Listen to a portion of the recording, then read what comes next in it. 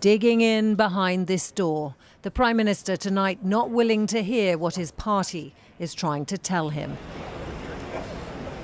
As tourists gathered outside Downing Street to watch the drama unfold, this evening the Prime Minister fought back, sacking his Levelling Up Secretary Michael Gove, one of several members of his cabinet, including the Transport Secretary Grant Shapps. The government collapsing, Mr Shapps.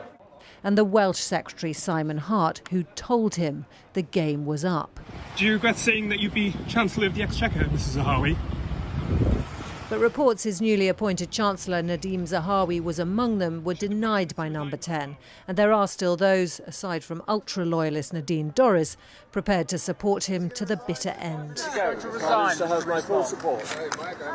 Earlier in the day, Boris Johnson gave a defiant wave as he left for Prime Minister's questions.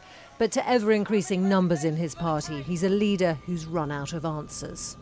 As his convoy headed into Parliament, the resignations from his government continued to roll in. His greatest danger now, not the delighted benches opposite him, but the frozen faces of the party behind him.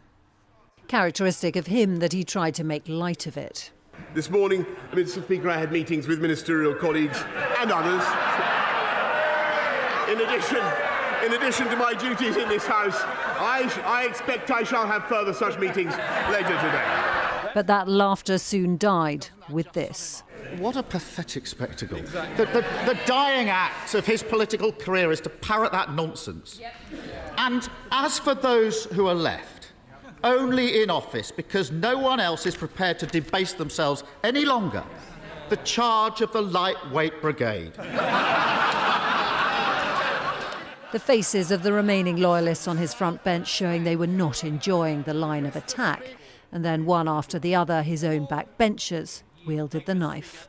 Does the Prime Minister think there are any circumstances in which he should resign? Today I ask him to do the honourable thing. Take responsibility and resign. Frankly, Mr Speaker, the job of a Prime Minister in difficult circumstances when he's been handed a colossal mandate is to keep going. And that's what I'm going to do. But how long can he go on, with ministers deserting him so fast it's hard to keep score? It started with his health secretary, followed by the Chancellor. By the end of yesterday, 8 others had joined them.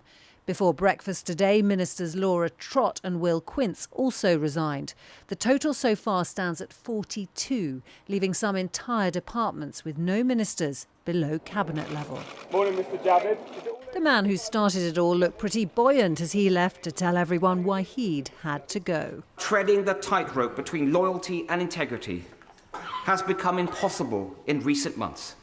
And, Mr Speaker, I will never risk losing my integrity. And now this week again, we have reason to question the truth and integrity of what we've all been told. And at some point, we have to conclude that enough is enough. The Prime Minister looked into the middle distance, the expressions on the faces of his party reflecting the peril he's in.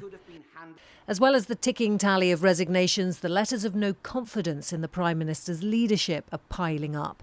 This afternoon he had to face a committee of MPs where 8 out of the 9 Tories questioning him had already withdrawn their support. Prime Minister, how's your week going? Terrific. Like many others. One committee member on his phone on the left here actually sent his letter of no confidence while the Prime Minister was sitting in front of him. I need you to answer this question, Prime Minister. And with you. The chair keen to establish that the Prime Minister is prepared to stand down rather than call an early election. If you have lost the confidence of your MPs and you're required to step down as leader of the Conservative Party, you will not seek to dissolve Parliament. I think the last thing this country needs, but I'm not going to step down, and the last thing this country needs, frankly, is election.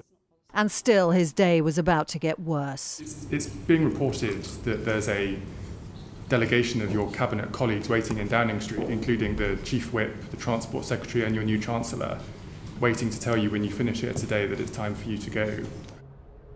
But those amongst them who hoped to force him out tonight have failed in their mission. The Northern Ireland Secretary, the latest to go in.